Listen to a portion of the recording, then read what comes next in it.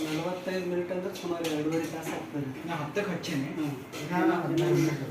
Common ಅದ ರೀ filter clean ಮಾಡ್ಕೊತಾ ಇರ್ಬೇಕು.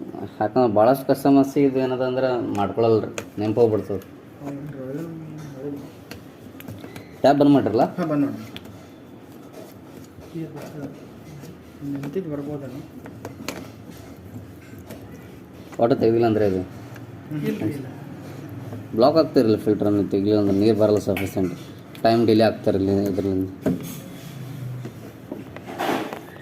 ಫುಲ್ ಗೊತ್ತಿಲ್ಲೈತೆ ನೋಡಿ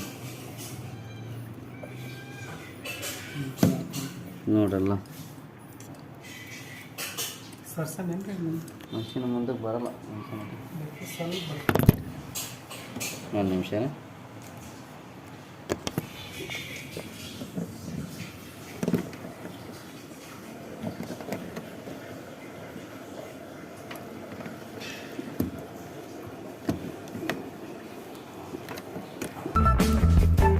ಭಾಳಷ್ಟು ಬ್ಲಾಕ್ ಇದೆ ನೋಡಿರಿ ಫಿಲ್ಟರ್. ಇದರಿಂದ ಕ್ಲೀನ್ ಮಾಡಿ ಅಂತ ಇನ್ಸರ್ಟ್ ಮಾಡಬೇಕು. ಒಂದು ವಾರದಲ್ಲಿ ಒಂದು ಸರಿ ಕ್ಲೀನ್ ಮಾಡಬೇಕು. ನೀವು ಮಾಡಲಿಲ್ಲ ಅಂದರೆ ಈ ಥರ ಬ್ಲಾಕ್ ಆಗ್ತದೆ, ಒಳಗೆ ನೀರಿಂದ ಪ್ರೆಷರ್ ಕಡಿಮೆ ಆಗ್ತದೆ, ಟೈಮ್ ಜಾಸ್ತಿ ತೊಗೊಳ್ತಾರೆ.